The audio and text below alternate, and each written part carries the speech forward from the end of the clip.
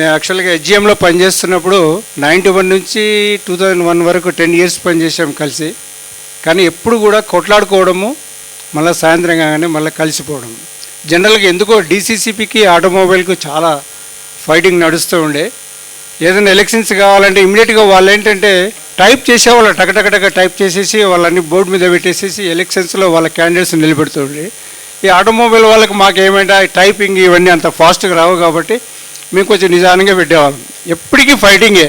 Auto Nagar నుంచి మొదలు పెట్టుకుంటే కొత్త కాలేజీ వచ్చేదాకా కూడా ఫైటింగే ఉంటుంది. కానీ జనరల్గా మేము అంత దూరం పోయిన తర్వాత కూడా అక్కడ అందరం కలిసి మధ్యాహ్నము లంచ్లో చాలా 2-3 క్యాండిడేట్స్ లంచ్ తీసుకురాకపోయినా కానీ కూడా హ్యాపీగా అందరం ఎంజాయ్ చేసేవారు. ఆ అనుబంధం ఎట్లా ఉండేదంటే ఒక ఫ్యామిలీ ఫ్రెండ్స్ లాగా. ఇప్పటికి కూడా మేము ఏమంటామంటే మాది ఒక గ్రూప్ ఉంటుంది, హెచ్జిఎం ఫ్యామిలీ అని ఉంటుంది. హెచ్జిఎం ఫ్యామిలీ అక్కడ మెమొరీస్ అసలు మర్చిపోలేనటువంటి. జనరల్గా ఏమైనా పాలిటెక్నికల్ వర్క్ చేశామంటే ఎప్పటికీ హెచ్జిఎంఏ గుర్తుకొస్తుంటుంది. అంటే కాలేజీ ఒక ఆటోనగర్లో ఒక చెత్త ఏరియాలో ఉన్నటువంటి కాలేజీని ఒక కొత్త కాలేజీ నిర్మించుకునే దాకా, అంటే కొత్త కాలేజీకి సైట్ కూడా నేను, Narasimha sir, Satyanarayana sir, collector దగ్గరికి తిరిగి జయరాజ్ సారు ఆ సైట్ రావడానికి కూడా మేము ట్రై చేసి అక్కడ సైట్ తీసుకొని వచ్చి కొత్త కాలేజీ నిర్మించిన తర్వాత కూడా అక్కడ 2-3 years పనిచేసాం. సో ఎప్పటికి కూడా సత్యనారాయణ సార్ ఏంటంటే ఎప్పుడు కోపడినట్టు కనపడాడు. మేము ఎంత కోపడినా కానీ ఒక నవ్వు నవ్వేది,